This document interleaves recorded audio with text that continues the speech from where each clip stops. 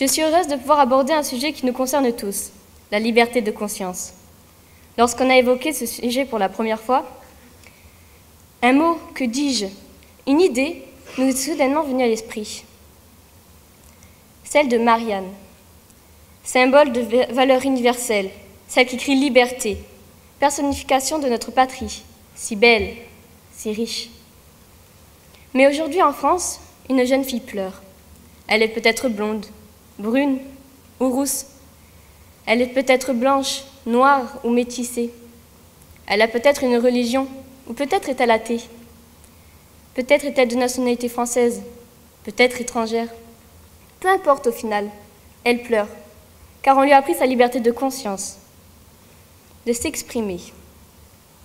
Mais cette jeune fille qui pleure, est-ce que ce n'est pas Marianne, celle qui a affirmé en 1789, dans la Déclaration des droits de l'homme et du citoyen, « Nul ne doit être inquiété pour ses opinions, même religieuses, pourvu que leurs manifestations ne troublent pas l'ordre public établi par la loi. » Celle qui réaffirmait en 1905 que la République assure la liberté de conscience, mais que celle-ci doit se vivre dans la laïcité, pour qu'aucune croyance ne puisse prendre le pas sur une autre.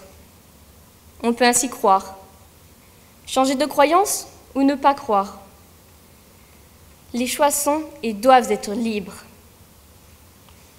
Mais aujourd'hui, quelle résonance portent encore ces mots dans notre société, si souvent mis à mal par des ennemis de la société, qui ont oublié que l'arbre de vie de notre est constitué de multiples racines. À cette question, je réponds que les résonances sont partout. Dans l'éducation, tout d'abord, celle que nous avons de nos parents, eux qui ne nous jugent pas pour ce que nous sommes, mais pour les futurs adultes que nous deviendrons.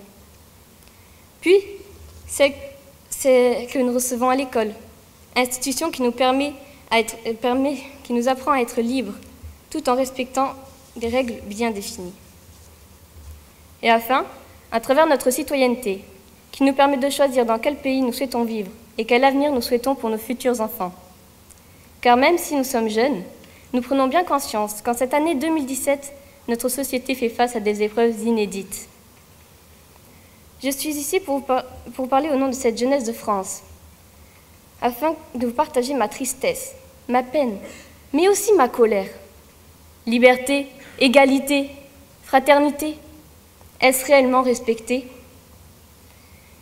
Est-ce normal d'avoir peur de sortir le soir boire un verre sur une terrasse avec des amis, d'aller voir un match de football ou de vivre notre passion pour la musique en ayant la peur au ventre?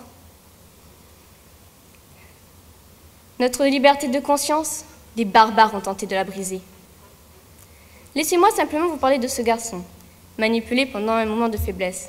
Son frère est en prison, sa mère a du mal à joindre les deux bouts. Il a cru en des promesses de gloire en échange d'actes malveillants. La croyance, aucune croyance ne cautionne ce genre d'actes. La croyance, bien au contraire, doit servir à créer de l'espoir.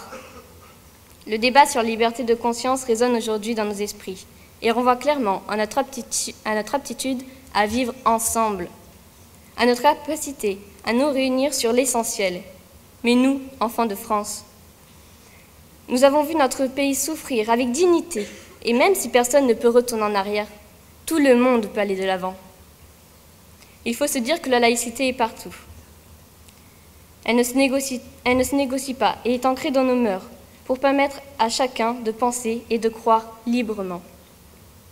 La liberté de conscience entretient par ailleurs des liens étroits avec la notion d'expression, de religion, de croyance et d'opinion, et d'un mot qui résonne en nous, la tolérance. Chaque conscience est différente, parfois simpliste, parfois inhabituelle, et certains individus ont le souhait d'être anticonformistes. Peu importe si on est incompris, du moment où on peut penser librement. C'est à nous de montrer que chacun est différent, mais que tout à chacun mérite le respect.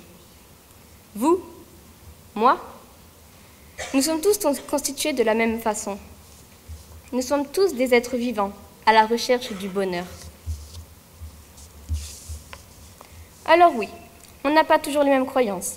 Mais j'ai envie de dire, et alors? Nous formons une chaîne humaine, nous sommes tous reliés. Et je remercie chaque rencontre que j'ai déjà pu faire et toutes les rencontres que je pourrai faire dans ma vie, car chacune me fait évoluer et me fait entrevoir que la liberté de conscience est une base essentielle au vivre ensemble. Aujourd'hui, moi, Maëlys, je suis Marianne, je suis toutes les femmes du monde, je suis tous les enfants du monde, je suis tous les hommes, je suis à la fois toutes les religions et aucune. Je suis tous les pays, je suis toutes les cultures. J'aime les femmes autant que les hommes. Je suis n'importe quel combat. Je suis toutes les causes, je suis tous les goûts.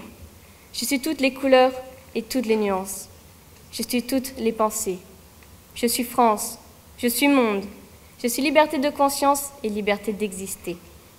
Liberté de croire, liberté de rencontrer, liberté de vivre et liberté d'aimer. Voici les mots qui résument à cet instant précis où je vous parle ma vision de liberté de conscience.